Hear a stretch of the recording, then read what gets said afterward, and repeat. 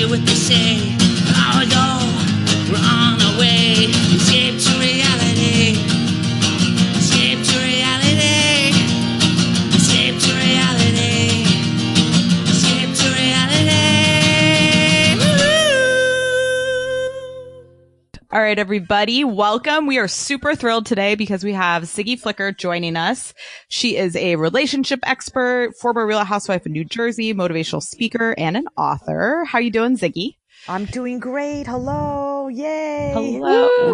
We're so excited to have you.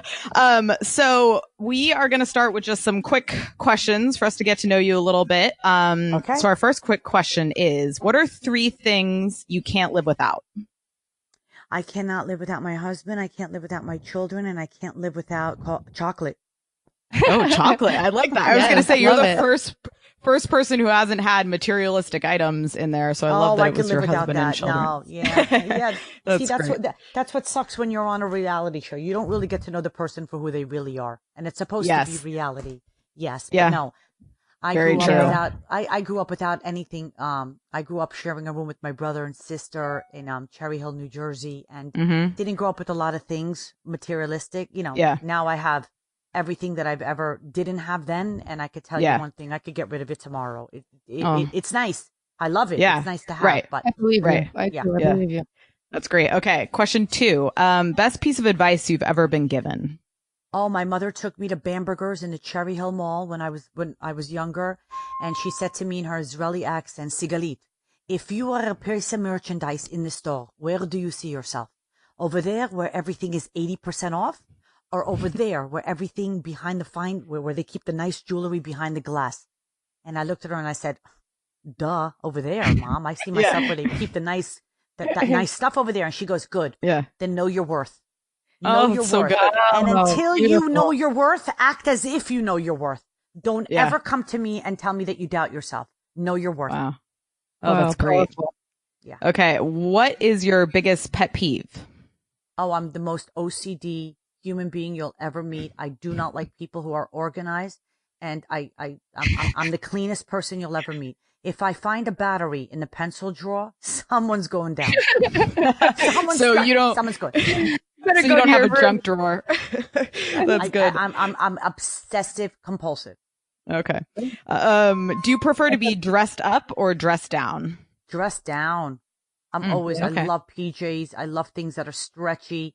Oh, I would, if I didn't have 36 double D's, I would have no bra. I hate being confined. Bra too. Me too. I hate a bra. Good. What is your favorite place that you've traveled to? Israel. Okay. Number 1 place in the world. Number 2 is Italy. Italy is like, you know, they have it all. Plus they have nice neighbors, so they don't have to deal with the crap that Israel has to do with. Yes. But Israel is the most, I can't even get over. I can't get over it. I just got back and it's just absolutely breathtaking and amazing. Oh, that's great. I'd love to go. Those were great answers. Okay, so we're gonna start a little bit. Justine's gonna ask some questions just about kind of your initial experiences on the Housewives, and so we'll dive in. You know, I am a huge Wendy Williams fan, as everyone will know who's met me. I am obsessed beyond with her, and so that's how I became obsessed with you. And I just you're so cute, Justine. I watched you on every segment I could. But you know, I'm going to tell you something. I loved you. Do you know what makes Wendy Williams so magnificent on every level? And she's still crying when she comes out because she's so grateful. Yeah, not only is she grateful, she doesn't have to kiss anybody's ass because she doesn't hang out with Hollywood. So she's allowed to say how she really feels. And that's what I love about her. She is an incredible human being. I love when she gets who tips out and she has to cry because she's still so grateful after all these years. Yeah, absolutely. I love her. And so that's where we met you. And you were on your show on VH1. Why Am I Still Single? Yes. Yeah. Everybody. That was so fun to watch. Yeah. Everybody thinks that my career started out on Housewives. I actually had a career before Housewives and I have a career after Housewives. But Wendy Williams warned me not to do the show, but I have to say I would do it all over again. Bravo was very good to me. And I had my hesitations going on the show because, you know, when Jacqueline approached me about doing the show, I said, listen, I'm not about playing in the mud. I'm about I want to have chip salsa. I think that I'm crazy in a good way and entertaining in my own way, but I'm not about fighting or flipping. I'm not flipping a table. And she said, no. Teresa's coming out of jail and the show is going to go in a different direction. And we're going to, it's going to be more, it's lighter. And I'm like, oh, really? Oh, okay. And I talked to my husband about it. And at that time I had a book, that came out, Write Your Own Fairy Tale, which Wendy Williams wrote the blurb in the back for. She's so gracious. Had me on the show for 4 years. I talk about being grateful to a woman, like an amazing human being. And I said, you know what? I'm going to take a chance because I want people to get this book and to know their worth and to know how to get rid of toxic energy. And I remember my husband saying, yeah, but you're telling people to get rid of toxic energy. And meanwhile, you're entering the dungeon. And I said, Michael, I know, but I was born during the 6-day war in a bomb shelter and I could do it. I could handle these girls. Michael, come on. And I said, but my book, when I get about 350 emails a day.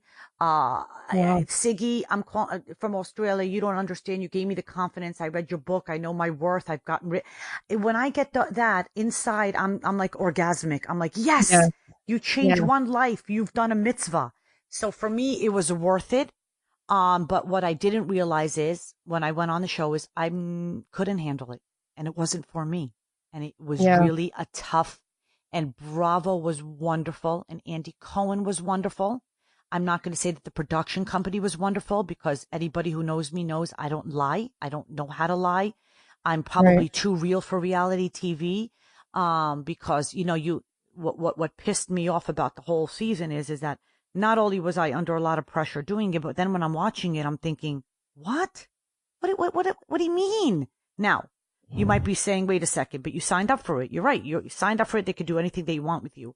But what people don't understand about editing, it's not everything that you see that I did, and I own it, and I would do it all over again and multiply it by 100. But when you're in a room for 4 hours filming and somebody sticks out their tongue 15 times to you and you look at your best friend and say, why are they sticking out their tongue? I could do that too. And then I stick out my tongue. But then when you're watching the footage, you only see somebody saying, hey, you want to have a cup of coffee? And then me sticking out the tongue. It makes me look like I'm a lot crazier than I really am, but I'll take crazy any day.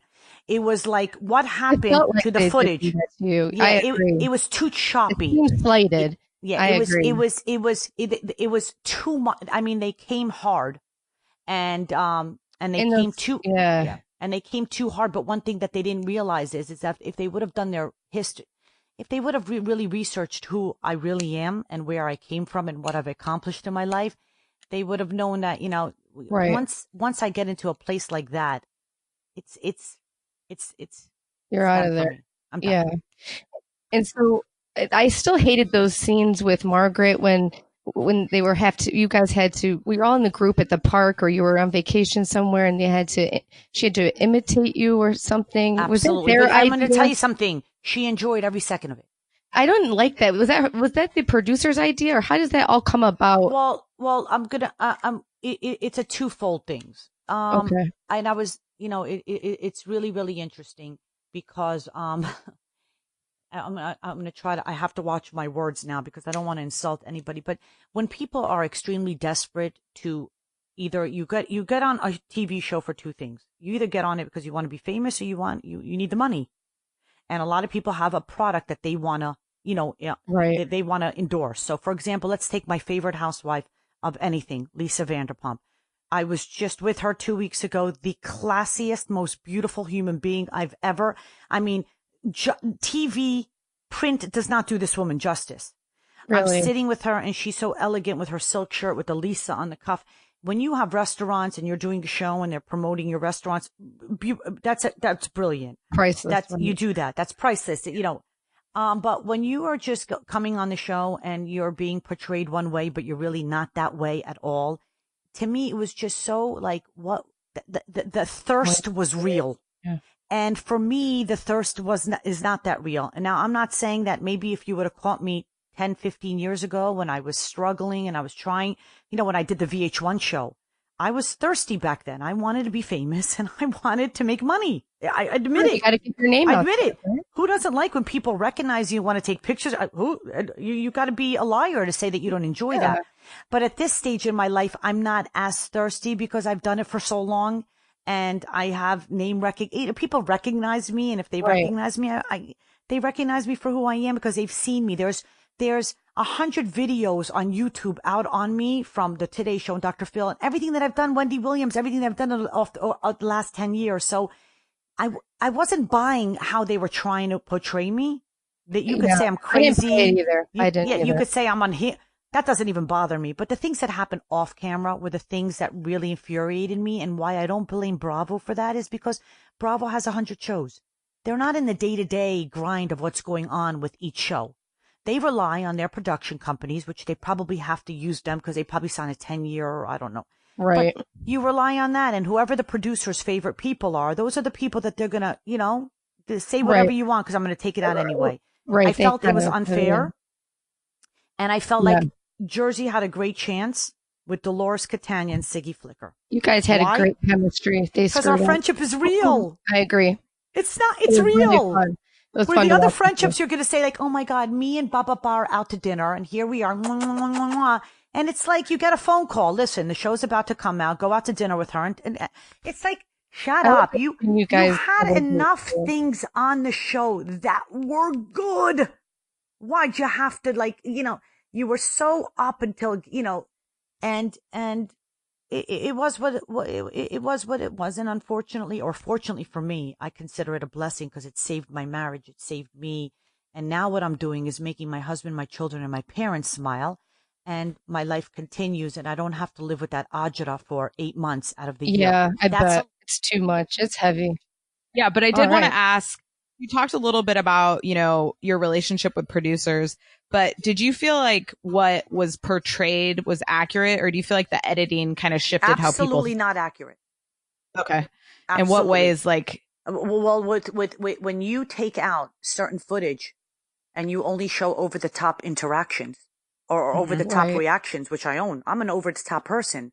That doesn't bother me.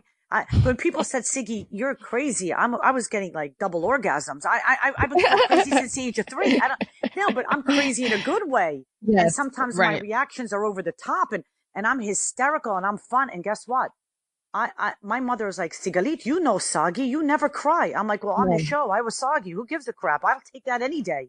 Call me Siggy Flicker for the rest of your life. Yeah. You're going to make fun of a part of me I'm an empath and I have compassion and I love people and I love life. Okay, honey, have a good time on it and send me the bill. But when you're showing certain things and trying hard, what happens is I'm going to explain it to you guys because it was hard for me to really understand. You need to have a show. Somebody's got to step up to the plate and do something. Right. Nobody's watching Housewives to see people having together pumpkin pie and saying how beautiful. Oh, you're so pretty. People want to have drama.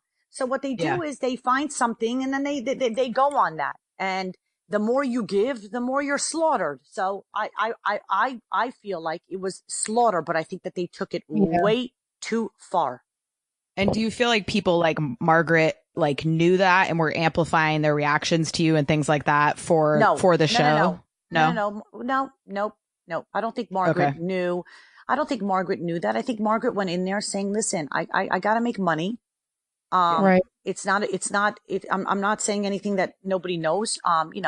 The way that they were trying to portray her was an epic fail. She's not a powerhouse. She is in pigtails, but she's got, a couple of things. She's being sued by a couple of companies. I mean, I don't, whatever's public knowledge is public knowledge. You do that. Yeah. But I think at the end of the day, she is like, listen, I need to work. I need to get my business in, she's got a lot of things on her plate where fixed, Yeah. I mean, she's got to do something about it. And I think she went in there saying, you know what? It's just great. Everybody's like, oh, Siggy, relax. You're so sensitive until it's happening to them. Until you start to talk about their children and their husband and start to, if I was to take a dig at anybody's, during the time that we were filming, I could have said anything about what I really knew was going on in a lot of finances of a lot of housewives. And I could have taken digs. I never once took a dig at anybody, their income. I did at reunion because by then I was like, yeah. But, when you call somebody who goes out there and changes lives for the better, and you're constantly saying unhinged and crazy and soggy over and over again. Thank God that I don't need the money. I mean, what if I really, really depended on doing these events, which, by the way, I'm hired twice a week. I've got an event tomorrow night with Stand With Us, event Thursday. I'm doing another event for the JNF, and I just did one for Hadassah. I'm like finally killing it in the area that brings me the most joy. But let's say, that's great. But let's say, but you know, no, but that's God. That's when you say Shema Yisrael Adonai Eloheinu Adonai Echad, and you say that's karma. That's karma working at its best. But you're constantly doing it over and over and over again. But when I say something, it was like, oh, Siggy, you're such an overreactor. Screw you, overreactor. I'll show you what overreacting is. So a lot of people were coming to me and saying, Siggy, you know, in season 7, you were, you know, trying to bring everybody together. I said, you're absolutely right. In season 8, I was even better than season 7. They're like, what? Mm-hmm. I said, in season 8, I was actually the best of the best. They're like, what do you mean? I said, I was showing people in the world when somebody comes at you and they're trying to take you down from your knees, they're trying to chop off your ankle, you're going to stand up and you're not going to say, which way do you want me? You want me on my knees? You want me in doggy style, my leg up in the air? No, you're going to fight and you're going to stand up and you're going to look at them and say, and that was such an easy fight for me because at the end of the day, if I was fighting somebody like Lisa Vanderpump, I would have laid on the floor and said, can I please kiss your toes? I'm sorry. I don't want to fight with you. I have so much respect for you. But look who I'm fighting with. I'm fighting with, it was like a joke to me. Is the energy off with her the second you meet her? Excuse me? Is the energy off with Margaret like the second you meet her? No. When I first met Margaret, I was like everybody. No. When I first met Margaret, my energy with Margaret is welcome. Everybody, you're going to meet this girl. She beats to her own drum. She's fabulous. I know that she's got a couple of things, you know, because you don't Google what somebody is doing, you know, until you're on the show with them and they're trying to take you down. I'm like, wait, let me check out to see if this girl's really, and then you see that she steals other people's livelihood and copies other people's product and then slaps it onto some stuff that she bought, you know, at the flea market. And that's after you're done. But I'm just saying, at first with me, the way that I operate is I love you. I will promote you. I'm a friend like this. You want to meet? Oh my God, you got to meet my friend this. She's this, and this. I want to lift you up. But if you're going to try to pull out my extensions, you're going to try to take off my nail polish, you're going to try to shove me down the river, you bet your ass I'm swimming and you bet your ass I'm coming in first. That's just the way I am. Yeah. Well, I think like it made you a really good housewife, like you said, because you did stand up for yourself and you were vocal and you were like, you know, even though maybe some people saw it as drama, like you were good TV because you were standing up for yourself. Wait a second, but it was you don't understand. It was everything that everybody needed, because if we didn't have that, we didn't have a season. Yeah, right. You were the show. Yeah. Right. Well, what are we going to watch? We're going to watch Melissa looking at herself in the mirror. That's already boring. We're going to watch. What are we going to watch? No. Seriously, what are we going to watch? Teresa can only carry the show the poor girl. She's the number one person. She's the OG. She's the one who made Jersey what it is. I mean, give the girl a little bit of a break. Here the girl is trying to put food on the table and feed her 4 daughters. Her situation is unlike no other. How many people can say they know somebody who went to jail, came out, their husband's in jail, now she's got all this the poor girl. I felt bad for her. Yeah. So somebody else has to come in and at least do it. But if nobody wants to do it, you know, somebody's got to step up to do to be in the plate, and it was what it was. But I'm going to tell you what the public is missing. The public is missing the most fabulous scenes, the most fabulous chemistry between Dolores and I. And 100%, I miss it. What a fabulous friendship, and what a fabulous girl Dolores Catania is. What a stand up, down to earth. And when I met Dolores, she's like, Siggy, you're a Jew. I'm an Italian. We are the same person, but we just from different parts of the world, like the way we are with our moms, the same way we will fight with our moms to get manicure and pedicures, the way that we are with our families, the way that we are with our children. It was and it was so funny. It was just like Dolores would tell me to do something and I would run and do it in a split. And I would it was a wonderful, I would do the show all over again. I think I killed it. I hit it out of the ballpark for 2 seasons. If you're going to do a show for 2 seasons, I would do it the same way. I came out of it flying high, and I made a true friend in Dolores Catania. It was really fun watching. I loved watching you too, especially, you know, the epic episode of the PJs, the face mask. Oh, the best. That was so much fun. One of my favorite scenes of all time. The best. you knew Dolores how long before the show started? And I I met remember her a year before the show, Jacqueline. Not a long time. Right? Okay. Sometimes they say it's not the Yeah. matter of time. Life is about chemistry. That's why I tell single people, stop listening to your mother, your next door neighbor, and the mailman. Don't look at that profile on Match.com too long, because no profile can determine chemistry. You sit in front of a person and you know whether you connect. And why do we connect with certain people? Because we see ourselves in them. The minute I met Dolores Catania, her integrity, the way she walks a straight line, she's a hustler, no doubt about it. She will drag you through the streets. She's a tough cookie, but her heart's in the right place. She does charity when the cameras are not on her. She is a loving, giving person. I have seen her at her worst and I've seen her at her best. And I'm going to tell you one thing.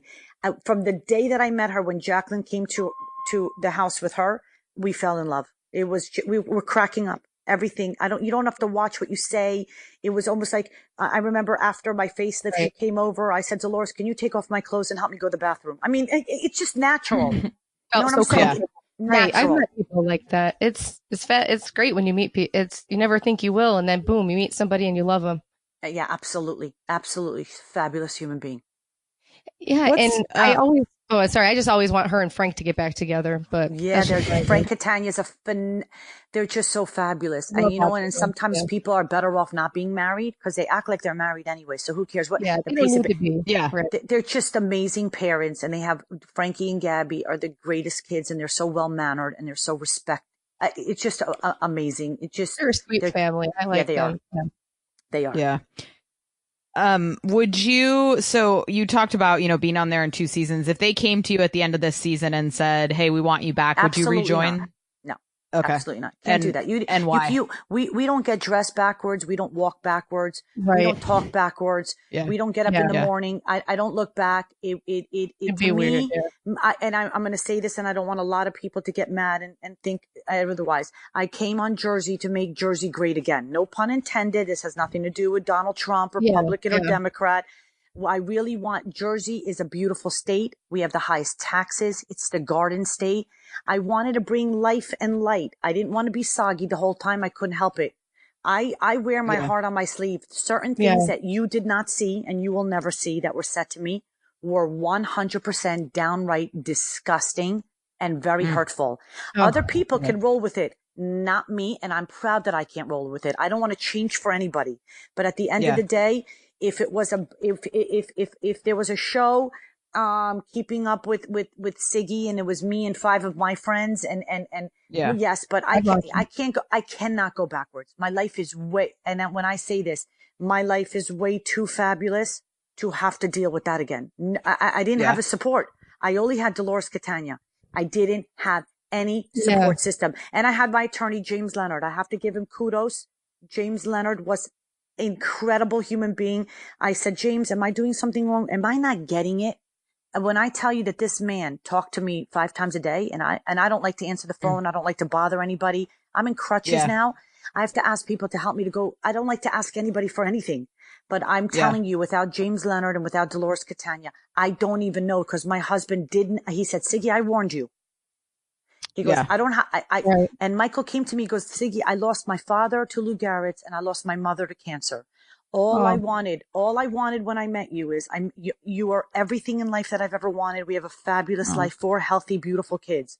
You brought this into our lives, and now you've got to figure it out. And I was like, Michael, I love you. He's the most supporting husband, but there's only so much that somebody can take. Yeah. Yeah. What advice would you give? What advice would you give to like the new women joining the cast? I don't think anybody needs my advice. When you join Housewives, you know exactly what you're getting into. And I heard that this season's fabulous. I heard that it's going to be amazing. I heard that it's, I talked to Dolores, and Dolores only says the most wonderful things. And it's going to be fabulous and amazing. And it's going to be better than ever. And, I'm just, I'm grateful. I'm grateful. I have to say it over and over again. What Bravo did for me. And I'm talking about people at Bravo, like, Sherry Levine, Leslie Farrell, what Andy Cohen was always a sweetheart, texting me, checking in on me. Amazing network, amazing people. That it was just not a right fit for Siggy Flicker. That's it. Yeah. Nothing bad. Yeah, I agree. The show with will you. go on. You know, everybody says, oh, the show is getting canceled. The show will never get canceled. The show will go on. As long as there are people willing to go and sign up for the show is going to go on. Because as long as there's a Teresa Giudice, there's a Real Housewives of New Jersey.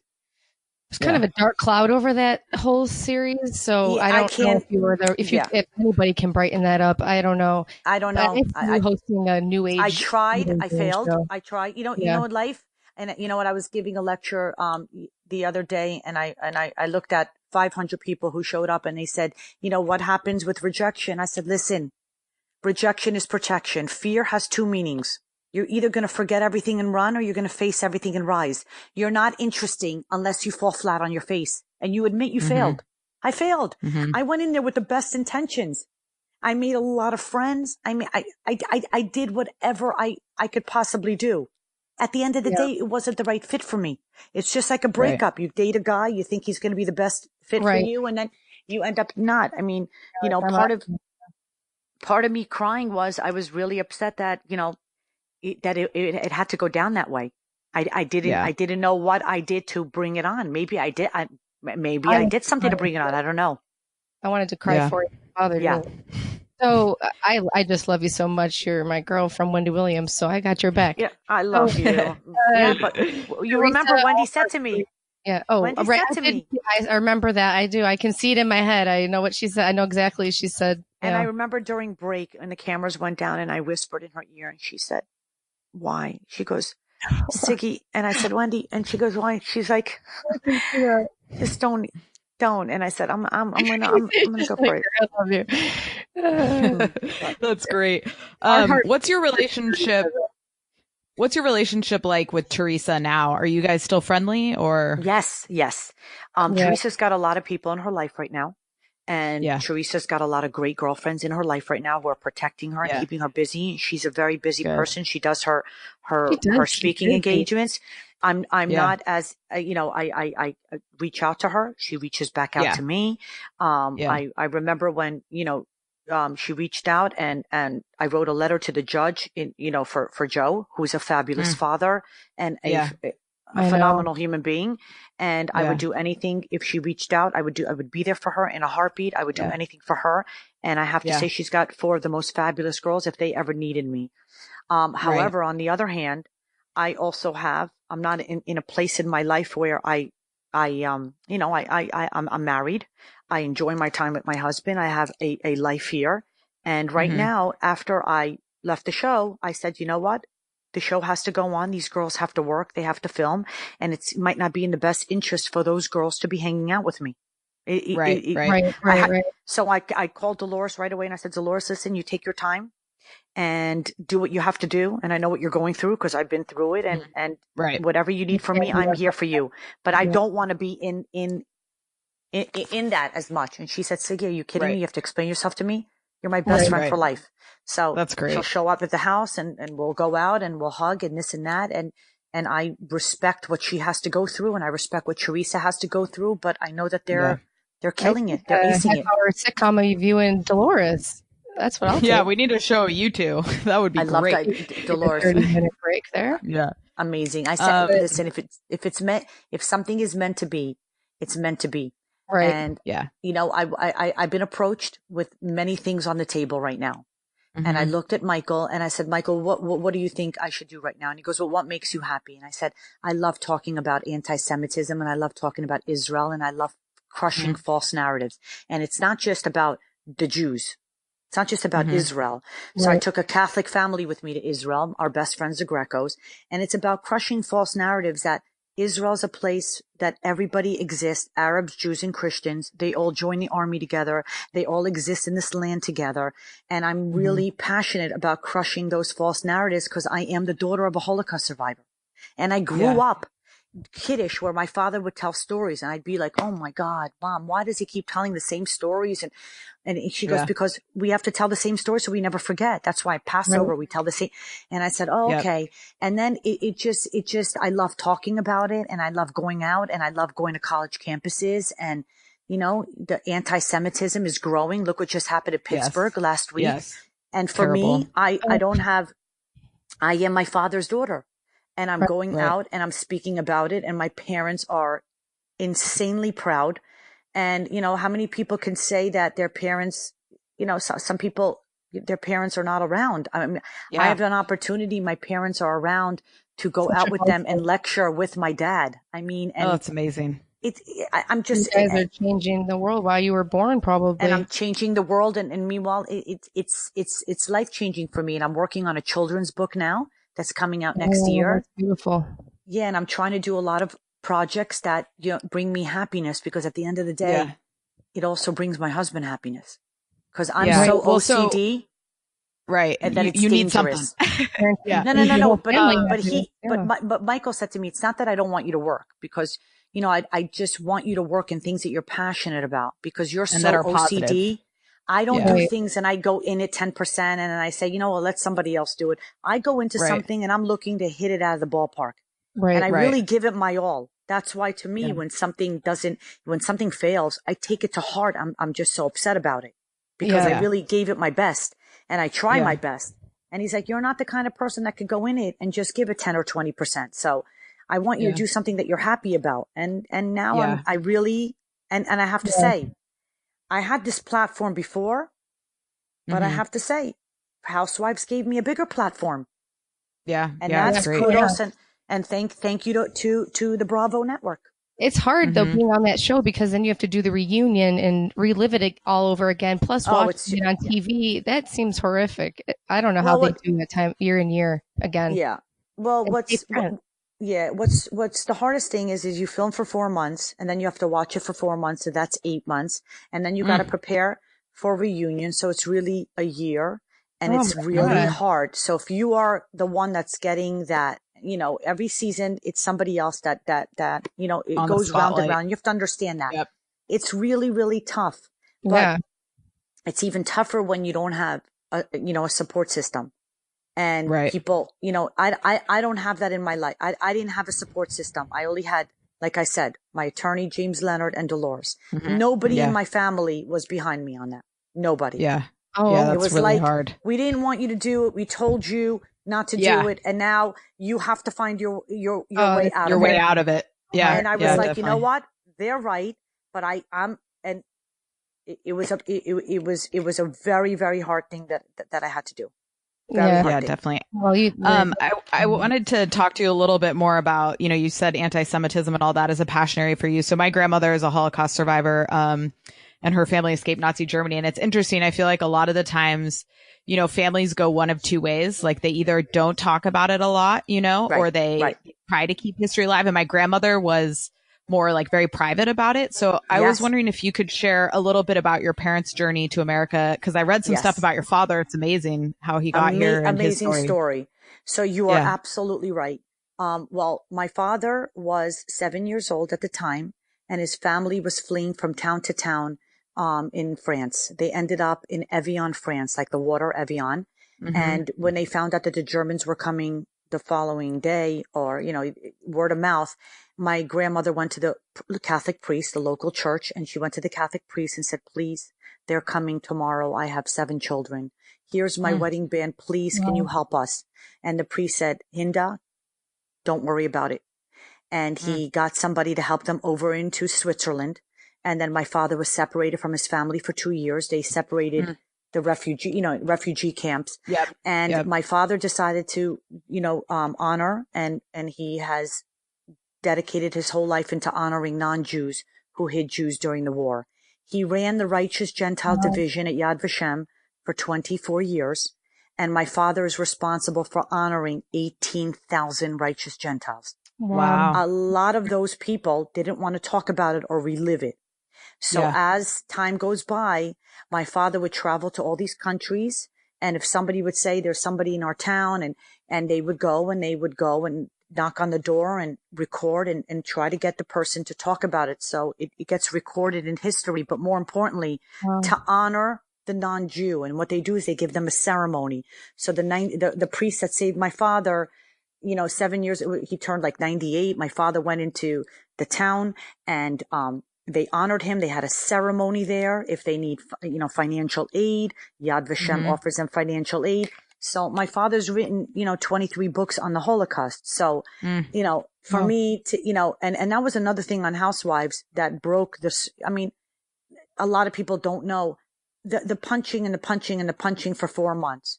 But then when you finally make up with somebody and you're like, okay, we really don't have chemistry, me and Margaret, but we're going to agree to disagree. Okay. We're going to agree to disagree. Okay. You use pot puss. I don't agree with that, but we're going to agree to disagree. But you're talking about a charity event. We're not talking about history. We're talking about Kim D. Now, mind you, she had never met Kim D in her life, but was so eager to just get her. I got to get in there. And she's like, looking at the only Jewish girl in the room, the only Jew. She could have said it to anybody and said Hitler wouldn't have killed me. Does that make him? Yeah. Why is Hitler on your brain when looking at Siggy Flicker? What's going on here? Now, is she an anti-Semite? No, I don't know what's in her heart, but I know that if a white girl was to say to a woman of color on another housewife show and reference the KKK, or if somebody would have referenced the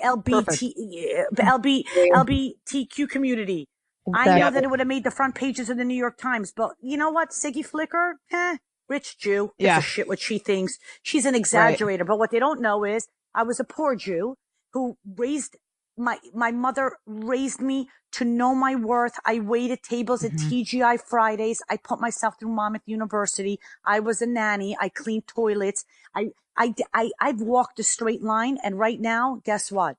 I'm doing pretty good. And guess what? I don't have to shrink myself so anybody else feels comfortable. I'm 51 years old. I have pushed and pushed and pushed my 20s, my 30s, my 40s. I pushed. And guess what? I've changed a lot of lives for the better. And I make a lot of people laugh. So for you to be pounding me for 4 months and then reference Hitler, come on. I was like, get me the hell out of here. I'm done. It seemed like you were left alone after that too. You were upset. Left alone. No. They at that point, and made it look. I don't know. I just didn't like. At that point, here's what happened. Yeah. At that point, they sucked out everything. Yeah. Like, there was nothing more. Yeah. Right.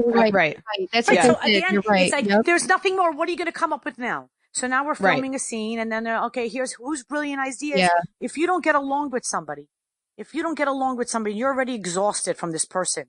If I say to you, let's say right now, I'm trying to think of who's the most hated. Okay, let's take Donald Trump. Right. Donald Trump is not a liked person. I mean, let's just be honest. Let's say you can't stand him. Am I going to come to you and say I want to introduce you to his mother at a party? It got so stupid. Like you want to introduce me to somebody's mother. I'm not getting along with her. I didn't get that either. And then at the end, it's like, okay, the finale's at Margaret's house. I have to go by contract. And you got to go to the finale. I'm showing up there. I just fell down the steps. Everybody there is talking about me. Dolores is texting me. They all think you faked it. Now, you got to get, I mean, they have to get their story straight. Either I'm in love with myself and I'm crazy, or I don't love myself because I want to hurt myself. Which one is it? I mean, it's like so dumb. Siggy Flicker's going to throw herself down the steps. I mean, I have weak ankles from waiting tables and arthritis in my ankles. My ankle buckled. I fell down a flight of stairs. I mean, I just had ankle surgery 3 days ago. I'm finally taking care of it. But it's like you're talking about me. I'm walking in there. Do you really think I want to be there? I'm going there. So the first thing is why are you here? Oh, you don't have enough people at your birthday party. Go have fun and leave me alone. So I don't want to be here for you, honey. I want to be honest with my feel. It was just too much. Yeah. It was like, too much. Too much. What are your thoughts? What are your thoughts on, what it's like to be a Jew now in America in the current state? I know you mentioned, anti-Semitism is on the rise. What are your experiences like kind of being out there, being an advocate? I'm going to tell you one thing. To be a Jew is probably the most phenomenal thing in the world. Because to be less than 0.2% of the population, you don't not like somebody because they're not fabulous. Because if you went to Israel, you know what I'm talking about. The Jewish people are such fabulous people for one reason and one reason alone. Education, education, education. Whenever we're slaughtered, we rise back up. So people could say dirty Jew, kike, Hitler should have done. You could be anti-Semitic, but Hitler didn't win because we have the state of Israel. And you could call me dirty, but I take 5 baths a day. When you do something to a Jew, it bounces right off of them, because at the end of the day, they're Jewish people to me are the most charitable, the people who want to educate and stimulate their brains the most, and they're envied. And that's how you could listen, this podcast is phenomenal because you're getting so much truth, and you're getting, I mean, you could twist it any way you want, but it's so raw and it's so true. So why would you concentrate on a population that's 0.2% of the world? Like if you looked at a map of Israel, it's surrounded by 22 beautiful Muslim countries that are rich with oil. And then you see a tiny country that's it has no oil. It's a desert. Out of that country, Israel ended world hunger. Drip irrigation, a company called Hatufim. Drip irrigation, where you don't know what Israel's done for the world, not just with ways, not with drip irrigation, with the Iron Dome, with the technology, with Intel. These are people who every time you bash them and smack them in the face, they take the punches, they come out, they're bruised, they're scarred, but they keep moving forward. That's one thing that somebody cannot stand about the Jewish people. It's something to be envied. Because most people, once they're punched in the face, they stay down. So misery likes company. And who is somebody else to rise? That's why I say to everybody, know your worth and rise and stand up and know you're going to be rejected plenty of times in life. But to me, being Jewish I'm such a proud Jew. It's probably, I don't even know. I'm obsessed with being Jewish. And I said to myself, if I have this platform and I'm the only Jewish Jersey housewife up until now, this season, you're going to find another one. I don't know what she's going to be like. I don't know her, but I'm just saying, bring Kiddush on the show. My father took my children to the Holocaust Park in Brooklyn. I'm proud of it. I don't hide away from being Jewish. Just like Andy Cohen does the muzzle, and he's so loved by the Jewish community, besides being a gorgeous Jew and an adorable Jew. It's pride in who you are. It's pride in who you are.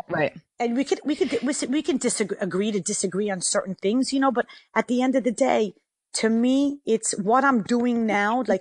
I just spoke in front of 500 people for Hadassah. Tomorrow night, I'm speaking in front of 700 people at Stand With Us. 2 weeks ago, I was part of Friends of the IDF.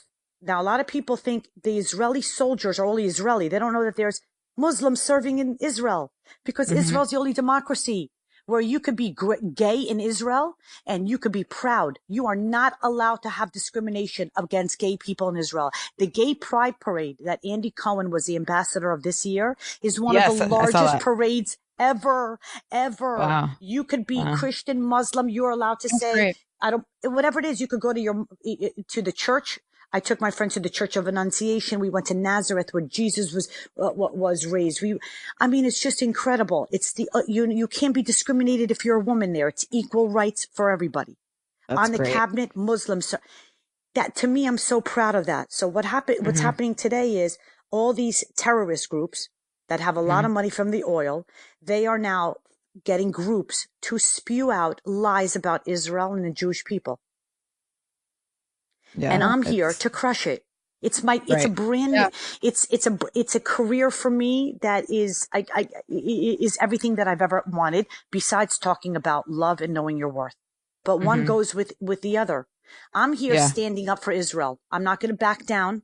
I'm not going to bow down. You're going to come at me. I'm standing up, and I'm coming right back at you. That's what I did on season 8, and I'm proud. And that's what I'm continuing to do now. Yeah. That's great. When you do the traditions with your kids on the show too. That was nice. I love that. Love it. Yep. And I have 2 little boys, 4 and 2. So I just love you and Joshua. So cute. And I hope they freeze in time and don't go to college. So I really felt for you. And you seem like such a sweet mother, and I just loved watching you. So Joshua's at college. Is Sophie gone at college yet, or she's close? Sophie's a junior in high school. Oh, she's junior. And okay. Joshua is doing amazing. He's infatuated with Penn State. He surprised me twice already. Jumping out of my skin. I mean, my mother was in my room. He walked in. I almost freaked out. I think I put it on Instagram. I yelled so loud. It was so annoying, but that's who I am. He loves it. He's going to be home next Thursday. And, during the Pittsburgh shooting. Oh, They had Josh was very active there, and they had everybody gathered outside Old Main, and over 1,000 people came there. So I'm happy that, him and his fraternity brothers are standing strong and doing the right thing. And he's just obsessed with Penn State. And Sophie's got some time with me, and then she will also be at Penn State. Oh, really? Oh, great. Oh, yes. Wow. That's convenient for you. Jeez. Yes. I said, no college where I have to get on a plane. I can't do Right. And you have to just remind yourself just to let go. Is it just without suffocating them? What is a tip for but the best part is that I could give you this. I could tell you this now. Yeah. When you let go, it's hard. But nobody told me this that I could share with you that's going to make you feel so good. Okay. Is that when you let go, and Joshua, when he couldn't wait to go and experience college, and then he came home and he goes, Mom, wow, I'm taking a shower today without flip-flops. And everything is so clean because, everything there is so dirty. The frat house is dorm. Yeah. He's like, Mom, everything's so clean. I love the smell of the cooking. Mom, I missed you. Mom, and also, like, feeling that way too. I got my Joshua back. So what they don't tell you is they always come back. That's so sweet. That's great. They do. So I know you have experience as a matchmaker, so we want to talk to you a little bit about that. How do you, what do you look for in a good match between people? How do you kind of see energy or chemistry? Well, it all depends on, the way, when before I got on Housewives and I had my show on VH1, I was a top matchmaker in Manhattan. And I was very successful. I matched plenty of people. Plenty of people are married today. As a matter of fact, in 2 weeks, I'm going out with a couple, Doug and Alina Mullen, Mullen. You'll see it on my Instagram. I matched them, and they have 3 kids. They're married with 3 kids. Oh, wow. And it's just like Alina was a supermodel. She came to my office, and an opera singer. And she was on her way back to Philadelphia. And she was used to dating a certain type. And I said, you know what? You're going to have to trust my instinct. I'm matching you with Doug Mullen, and you're going to go to the Russian tea room for lunch. And it ended up being a 5-hour lunch, and they got married and had 3 kids. What I do is I need to meet somebody and feel their energy. Right. If you are in your 20s and you've never been married and you want to have kids, I basically, I take that into consideration. It's different if I'm matching you and you're in your 30s and you've already had 2 kids and you've done your thing. I always say if you've had your kids and you're back out in the dating world, date up to 10 years older. And it's not because of the number. Men and women do not mature at the same time. Women are far more mature than men. Yes. Yes. So, a lot of people kept on writing in their dating profile if they were 38 that they want to date up to 42. I'm like, no, you got to increase that until 50. I'm sorry. I know it's not, but I'm 51 and I look better today than I did when I was 35. You look great. I was looking in the mirror and I said to Michael, Michael, look in the mirror. God damn it. I'm so good looking. What's going on? You keep your hair steady. No. He goes, you look so good. Today, people are 50 is the new 20, the new 30. You look good today. I feel good about myself. That's why I say don't limit the age. Don't limit the age. It gets a lot harder once you're out of college and you're not with a group of friends to meet somebody. You got it. And it's about chemistry. Meet that person, not for dinner. Have a glass of wine with them. All you need is that, the things that make you go, wow, I like the way. When I first met Michael, do you think that I said to myself, wow, I'm getting divorced from Mark Flicker, and Mark is a beautiful man. We have 2 beautiful kids. I want to meet somebody who has no hair on top of his head and he sells Jeep Cherokees for a living. That wasn't on my list. I meet Michael Campanella. Oh, I went nuts. On the inside, I didn't show him. I didn't give him my number. I loved his mannerism. I loved how he talked about his parents. I loved his dimples. I dropped something on the floor. He picked it up right away. I was like, wow, this is a class. It's like a good looking couple. Oh, yeah. I can feel the energy between you two in a picture. I feel like He's the best. And he's an old soul because he went through so much in his life that he doesn't sweat the small stuff. All that matters to him is my kids and my wife happy. He goes out there, he busts his butt, he does what he has to do, he comes home, and he has given us a fabulous life. And all he wants in return is, peace. Like he just wants everybody to be healthy and happy. Did you say, how did you guys meet? Did you tell him? I met Michael in a jazz well, right now it's a steak restaurant in Ridgewood. It's called Blend. Michael was there and I was out with my girlfriends and he was at the bar. And he just walked in. Hi, honey.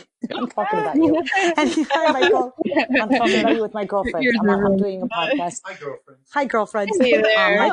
Michael was at the bar and he was waiting for a table. And one of my girlfriends goes, "Oh my God, that's Michael Campanella."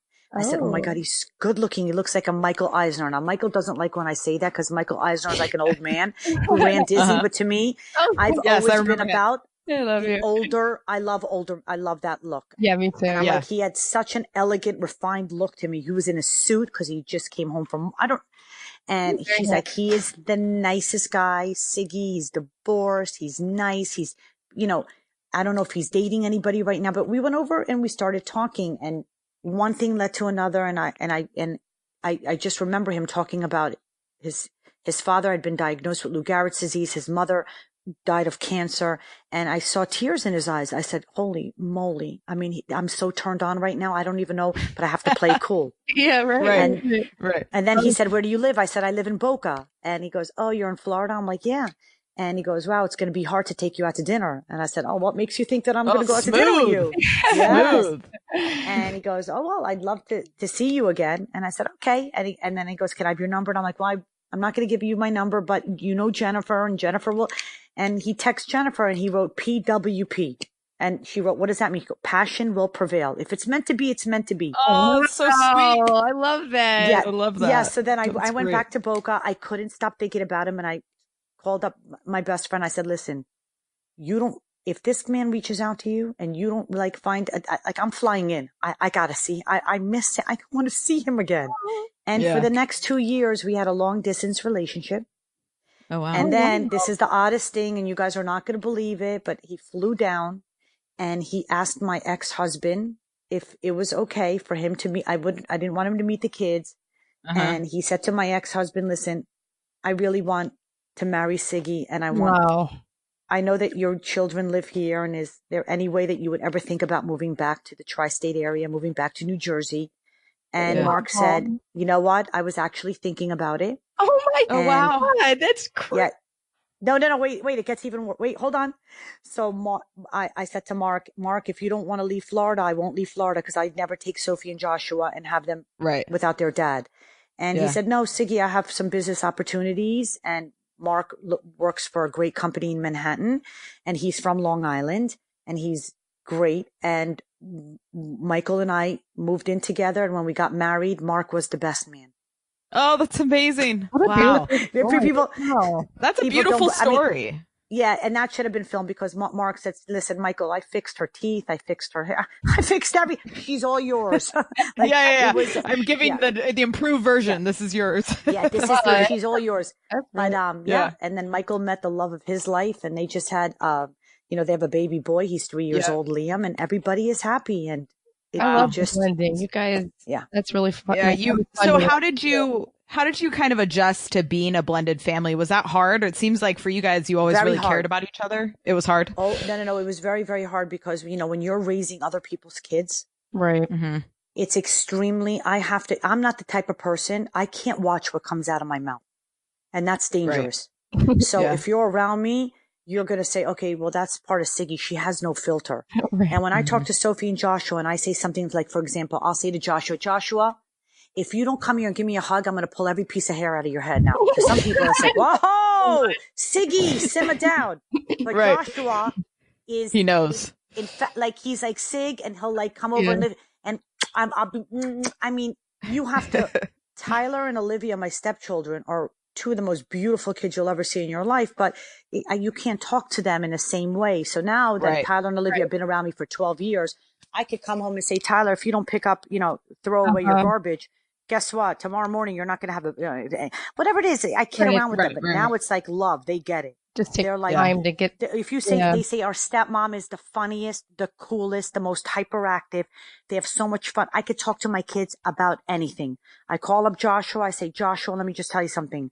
Fentanyl is a killer." And I'm letting you know, if you're smoking pot And I'm going to drive up to Penn State. I will you don't understand. People who are buying pot now, they're lacing it with fentanyl. He's like, Mom, Oh my gosh. I don't smoke pot. And I've already heard, I know, I'm like, Josh, let me just tell you something. You think you're going to lie to me?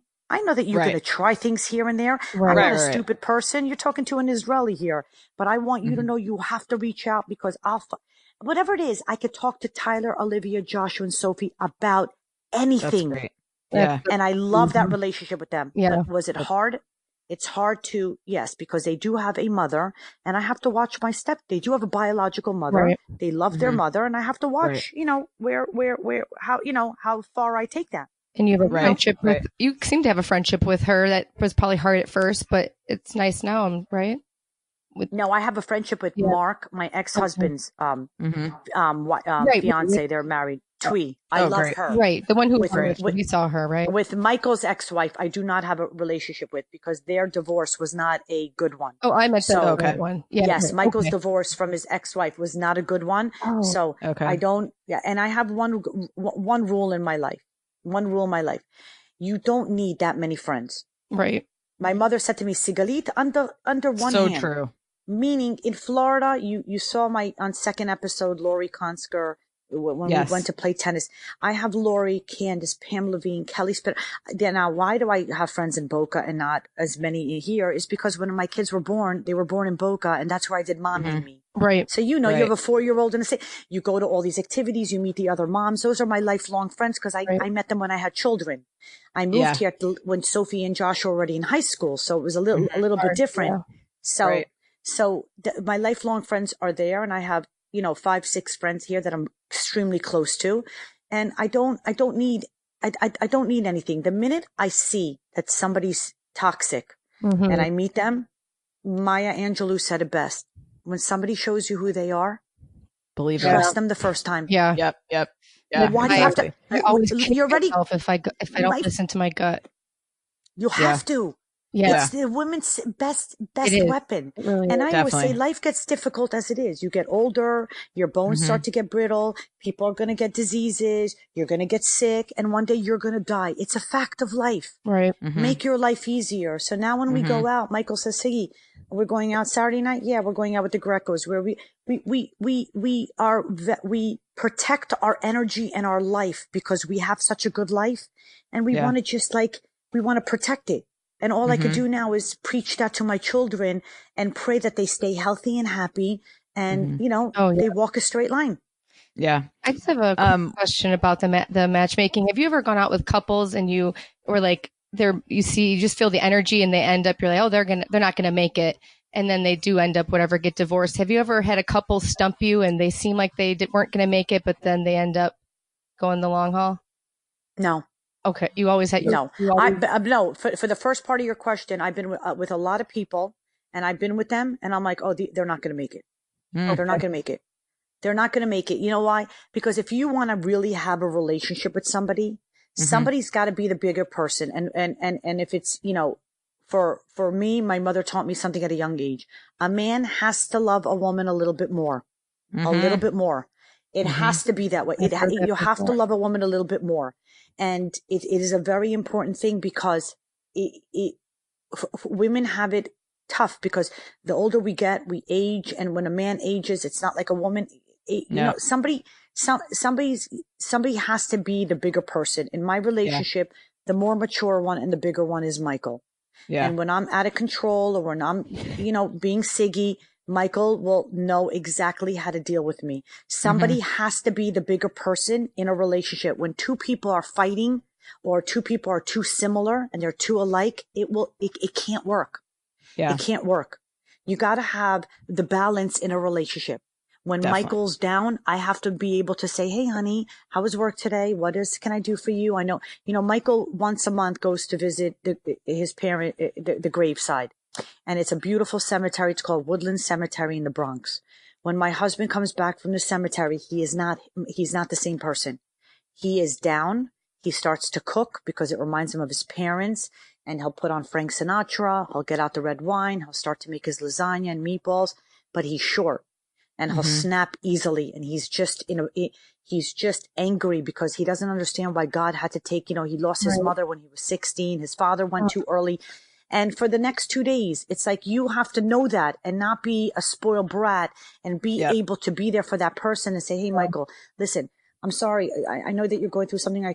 Can I get you something? Do you want me to go? If I know that whatever it is that he asked for, you got to somebody's got to step in when the other person is going a little bit. When somebody needs you, you've got to be, you got to have the balance. There. Right. Yes, you got to have the balance. And a lot of people don't want to do that. Yep. Yeah, that's very true. Yeah. What do you wish? So we're in our early 30s. What do you wish somebody had told you in your early 30s about life and getting older and all of that? I wish that somebody would have told, if I could go, oh my God, because I'm really, when I tell you ladies, I swear I'm talking to you like I'll talk to like my best friends. I'm telling you that I'm living my best life now. The confidence now is beyond anything. And what I would tell you is, don't let anybody make you feel less. Don't trust anybody. Trust your gut instinct. Live every day as if it was your last. Pretend the doctor told you didn't have a long time to live. Right. Hug your children. Smell them when they're sleeping. I sniff. I still go into. I love to smell. I just go into the neck area. Smell. And I'm just saying, really enjoy your life. Spend time with the people. If you're out to dinner with a couple and you see that person, they're not even entertaining. Everything they're talking about, you don't agree with, and it's a waste of your time. Here's what I did in my 30s. I said yes to everybody. Every Saturday night when I was married to Mark and we went to New York Prime, that was another. Remember that scene with New York Prime? Yes. That was something that pissed me off, getting back to that. That restaurant, right? Favorite restaurant for 25 years. I packed that restaurant on a Monday night with 150 people because I wanted the restaurant to be full. So when I walked into the restaurant after being 3.5 hours late, the first thing I wanted to do was thank everybody. Hi, Pam. Hi, Wendy. I love you. I'm starving. Can I have a piece of bread? I don't walk into restaurants thinking that I own them or screaming at the top of my lung and taking food from other people. And it was just ridiculous. But in any case, I used to go to New York Prime and we used to sit at a table with 8 couples, 5 couples, let's say 10 people. And I would do it because I thought that the more people that I was with, it would show, wow, I'm so popular. I'm so, whatever it was, the insecurity when you're having your children and everybody is, you're friends with other mommies. And I'm like, wow, I really am not enjoying this company. Right. But I'm just doing what they're doing. And then I was like, well, why don't you follow your own advice, Siggy? And I'm like, well, I don't want to hurt anybody's feelings. If I don't like somebody, trust me, I know that they're not, I will give anybody the benefit of the doubt. I don't want to hurt somebody's feelings unless they're so rotten to the core, then I want to crush them. But I didn't want to tell somebody, oh, I don't want to go out with you or we're busy on Saturday night. Take the time out and do the things that you're doing. I'm asking you to be selfish in your 30s. Don't waste your time. Spend the time with the people that you want to spend the time with and give the attention to your partner, to your husband.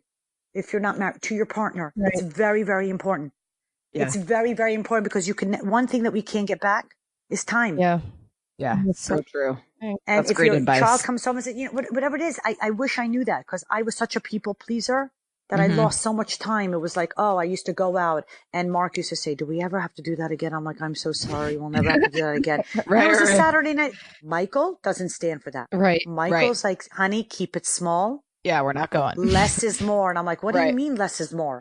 I'm the kind of person when I go in and I buy a Gucci bag, I'm not buying the one that doesn't have the G's on it. I'm like, which one has 5 million G's on it? Because I grew up not being able to afford this stuff. So if I'm going to afford it, I'm going to throw it all. The one I want. Yeah. That's why you're a perfect fit for New Jersey. That's Michael why. does not want anybody to know what cars he drives. He doesn't want anybody to know what our house looks like. He doesn't want anybody to know anything. I'm like, but Michael, I want to invite everybody over and have a party. We can have chips, salsa, and guacamole. Because everybody knows that I was a waitress and I sold more chicken mushroom. And he goes, Siggy, not everybody's like you.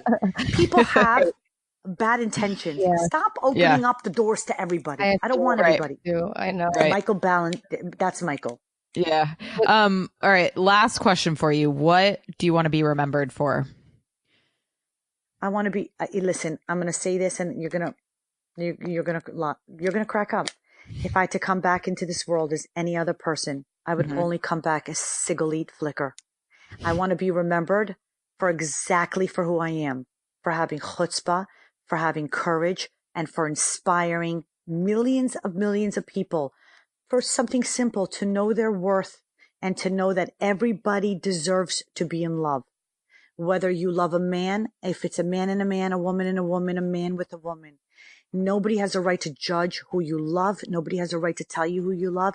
Know your worth. And in order to know your worth, you have to stand up sometimes and fight back. You can't just be the nice guy all the time. Right. And what I want to be known for is what I'm going to be known for. It's just that, knowing my worth and standing up for the state of Israel and the Jewish people. Oh, that's great. I'm living the dream right now. Yeah. That's it. It's been so amazing talking to you. We just love like your energy and your positivity and your chutzpah and all of that. We can't thank you enough for taking time to talk to us. Thank you so much. And if you guys are ever here, you ever need me, call me. Okay, ladies, thank you. Well, thank you. Thank you. Thank you so much. Thank you. Have a great evening. Bye-bye. Okay, bye-bye.